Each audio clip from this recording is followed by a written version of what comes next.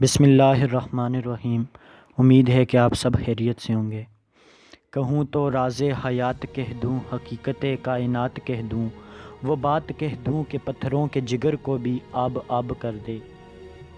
معزز دوستو، ویڈیو کی تفصیل میں جانے سے پہلے آپ سے گزارش ہے کہ اگر آپ میرے چینل پر نئے ہیں تو چینل کو سبسکرائب کریں اور ساتھ بیل آئیکن کو پریس کریں تاکہ اس طرح کی انفارمیٹو ویڈیو آپ کو وقت پر ملتی رہے۔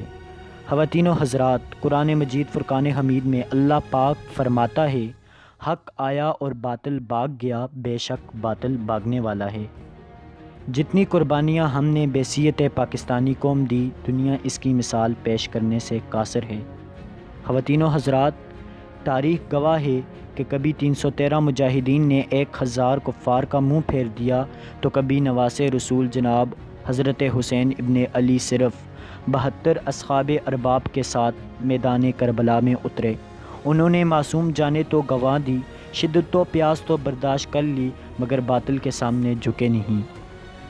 خواتین و حضرات، اگر آج ہماری تربیت مثبت سرپرستی میں ہو جائے تو تعمیر ملک اور تحفظ آزادی کی خاطر طاقت تلوار سے قوم و ملت کا مقدر بدل سکتا ہے۔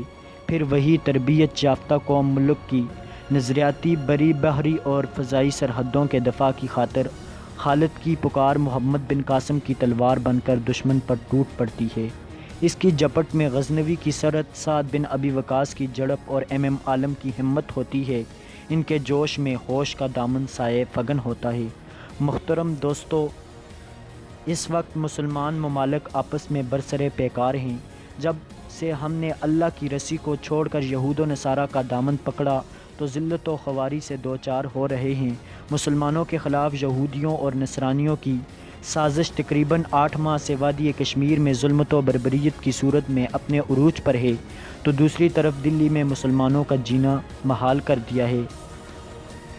حال ہی میں ہونے والے واقعے سے ہر مسلمان کا دل لرز اٹھتا ہے، جب انتہا پسند ہندوؤں نے خانہ خدا مسلمانوں کی مسجد پر حلہ بول کر کئی بے گناہ مسلمانوں کو شہید کر دیا۔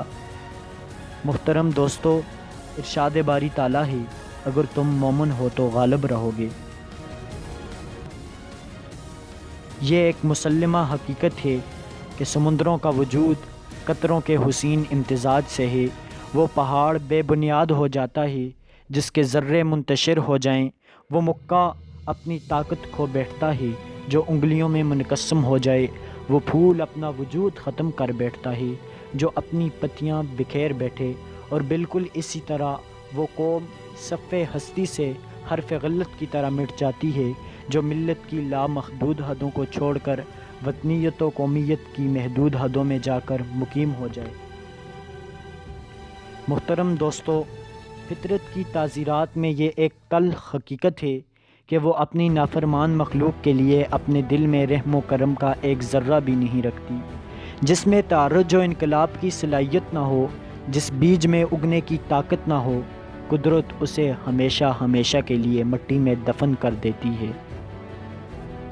محترم دوستو، وقت کی ڈور اب بھی ہمارے ہاتھوں سے نکلی نہیں۔ ہم ٹوٹے ضرور ہیں مگر بکھرے نہیں، ہم فرقوں میں بٹے ضرور ہیں مگر ملت کو بھولے نہیں۔ محترم دوستو، کیا یہ ہم نے اسلامی ملک اس لیے حاصل کیا تھا کہ ایک دوسرے کے جان کے در پہ ہو جائیں؟ ہم بنجانم مرصوص بننے کے بجائے قلوبہم شتیٰ کے مستاق ہو جائیں؟ ہم ایک دوسرے پر جان نچھاور کرنے کے بجائے ایک دوسرے کے جان کے در پہ ہو جائیں؟ نہیں نہیں، بلکہ یہ ہم نے اسلامی ملک اس لیے حاصل کیا تھا کہ ہم وَيُؤْثِرُونَ عَلَىٰ أَنفُسِهِمْ وَلَوْ كَانَ بِهِمْ خَصَاصَۃٌ کی تفسیر بن جائیں۔ بقول اقبال، بتانے رنگ و بو کو توڑ کر ملت میں گم ہو جا، بتانے رنگ و بو کو توڑ کر ملت میں گم ہو جا، نہ تورانی رہے باقی، نہ ایرانی نہ افغانی۔ آج ہماری حالت یہ ہے، باوجود 6 ارب آبادی ہونے کے، مسلمان ہی ہر جگہ پر ظلم و ستم کا نشانہ بنے ہوئے ہیں۔ بوسنیا کی زمین انہی کے خون سے رنگین ہے، کشمیر کے پہاڑوں میں انہی کا خون بہہ رہا ہے۔ اگر آج فلسطین لہو لہان ہے تو مسلمانوں کے خون سے، اگر آج بھی مساجد شہید ہوتی ہیں تو مسلمانوں کی اگر آج بھی مکروس ہوتے ہیں تو اسلامی ممالک آخر یہ سب کچھ کیوں؟ محترم خواتین و حضرات، کیوں؟ اس لیے کہ گوا دی ہم نے جو اسلاف سے میراث پائی تھی، سریا سے زمیں پر آسماں نے ہم کو دے مارا۔